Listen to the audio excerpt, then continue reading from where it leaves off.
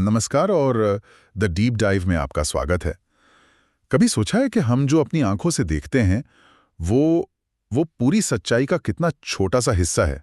हाँ, जैसे हम एक बीज को पेड़ बनते हुए हर पल नहीं देख सकते। बिल्कुल, हमारी नज़र समय और कह सकते हैं कि आकार की सीमाओं में बंधी है। आज हम उसी एक पल पर गहराई से बात करेंगे जब एक इंसान को इन सीमाओं के पार देखने का मौका मिला। और वो इंसान थे अर्जुन, कुरुक्षेत्र के मैदान में खड़े अपने ही परिवार के खिलाफ लड़ने की दुविधा में। पिछले कुछ अध्यायों में भगवान कृष्ण ने उन्हें ज्ञान की बहुत सी बातें समझाई थी। आत्मा, कर्म, ईश्वर। मतलब थ्योरी तो सारी मिल गई थी। हाँ, थ्योरी पूरी थी, लेकिन अब अर्जुन उस ज्ञान को उसे अनुभव करना चाहते थे। वो थ्योरी से प्रैक्टिकल की ओर बढ़ना चाहते थे। सही कहा, वो उस परम सत्य को अपनी आंखों से देखना चाहते थे जिसके बारे में उन्होंने सिर्फ सुना था। और यहीं से भगवद गीता के सबसे अद्भुत अध्याय 11वें अध्याय विश्वरूप दर्शन योग की शुरुआत होती है। ये यात्रा अर्जुन के एक अनुरोध से शुरू होती है। हाँ। वो कृष्ण से कहते हैं कि आपकी बातों से मेरा सारा भ्रम, मेरी उलझने, हाँ। वो सब दूर हो गई हैं। लेकिन अब मैं आपके उस ऐश्वर्य से भरे उस विराट रूप को देखना चाहता हूँ। वो असल में कह रहे हैं, मैंने सुना है, अब मैं देखना चाहता हूँ। और कृष्ण इस इच्छा का सम्मान करते हैं, पर एक शर्त के साथ। वो कहते हैं, अर्जुन, तुम मुझे अपनी इन साधारण आंखों से नहीं देख सकते। हाँ, इसके लिए एक अलग नजर चाहिए। और फिर वो अर्जुन को देते हैं दिव्य चक्षु। एक मिनट, ये दिव्य चक्षु क्या है? कोई सुपर पावर है क्या, जैसे एक्सरे विजन या ऐसा कुछ, या इसका कोई गहरा मतलब है? हाँ, नहीं, ये कोई कॉमिक बुक वाली सुपर पावर नहीं है।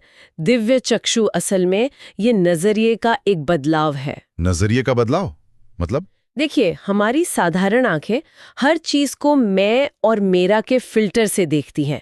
ये मेरा परिवार है, ये मेरा दुश्मन है, ये मुझे पसंद है, ये नापसंद है। बिल्कुल। दिव्य चक्षु का मतलब है इस फिल्टर को हटाकर चीजों को वैसे ही देखना जैसी वो हैं, अपनी संपूर्णता में।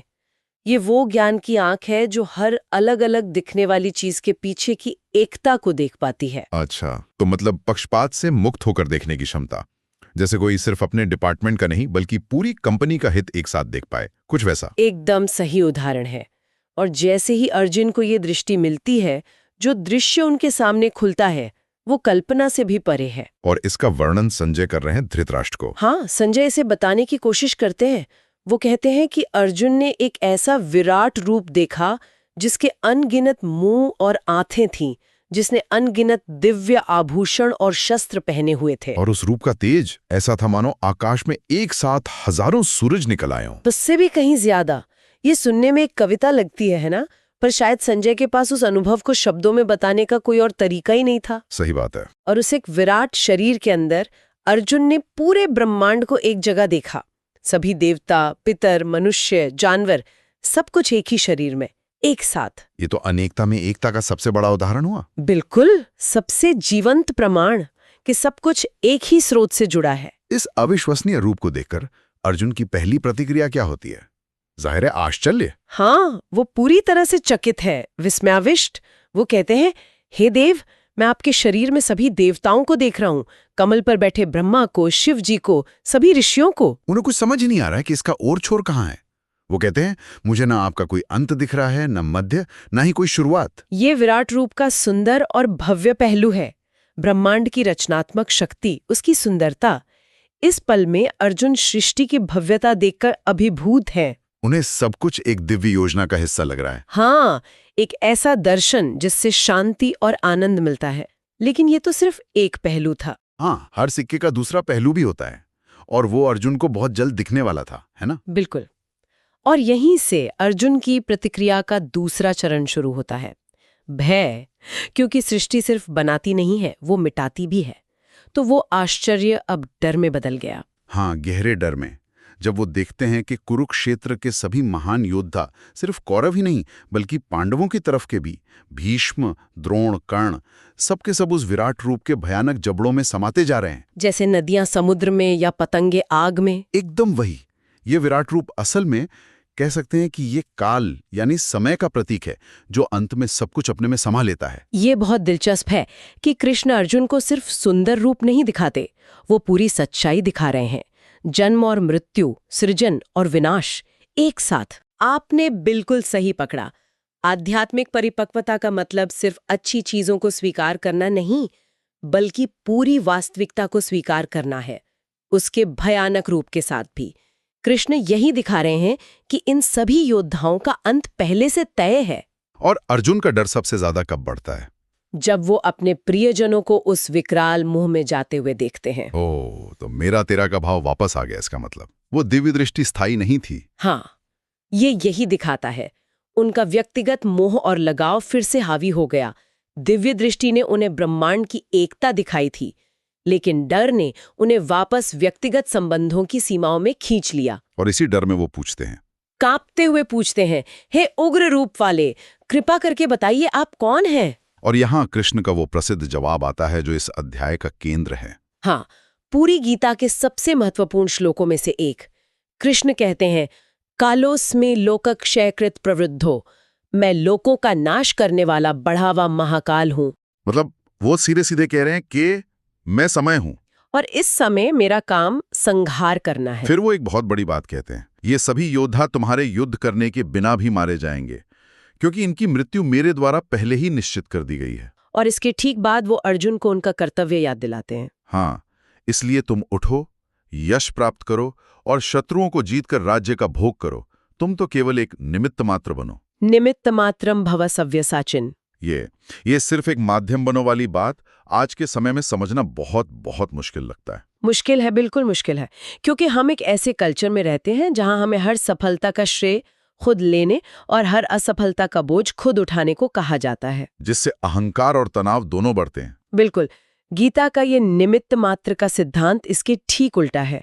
ये कहता है कि आप अपना सर्वश्रेष्ठ प्रयास करें, अपना कर्तव्य निभाएं, लेकिन परिणाम को एक बड़ी योजना का हिस्सा मानें। लेकिन अगर हम खुद को कर्ता नहीं मानेंगे तो काम करने की प्रेरणा कहाँ से आएगी? क्या इससे इंसान निष्क्रिय नहीं हो जाएगा? ये बहुत जरूरी सवाल है। निमित्त मात्र होने का मतलब निष्क्रिय होना नहीं है। इसका मतलब है अहंकार मुक्त होकर कर्म करना। प्रेरणा कर्तव्य से आती है, फल की इच्छा से नहीं। अच्छा, जब आप ये समझ जाते हैं कि आप एक बड़ी शक्ति के हाथ में एक उपकरण है, तो आप दो बहुत बड़े बोझ से बच जाते हैं। पहला, सफलता के अहंकार से, और दूसरा असफलता की निराशा से। एकदम।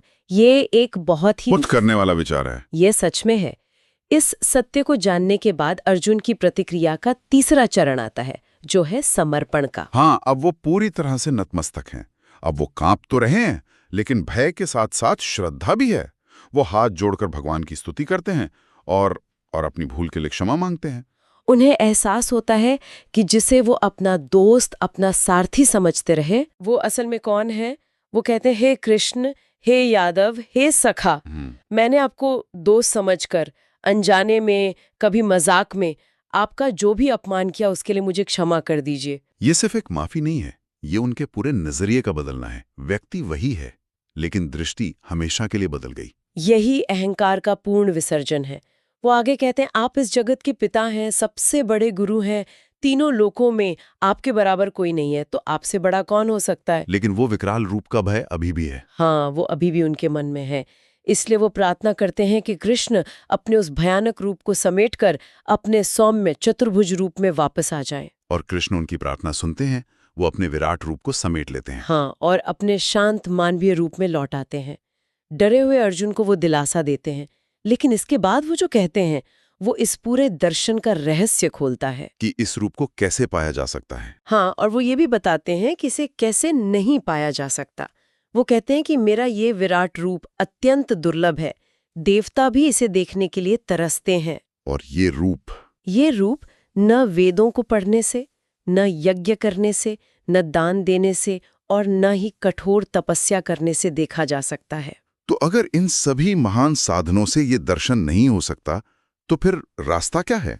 कृष्ण उसका रहस्य एक शब्द में बताते हैं, अनन्य भक्ति। अनन्य भक्ति यानी एकनिष्ठ और सच्ची भक्ति से ही मुझे इस रूप में जाना जा सकता है, देखा जा सकता है और मुझ में प्रवेश किया जा सकता है।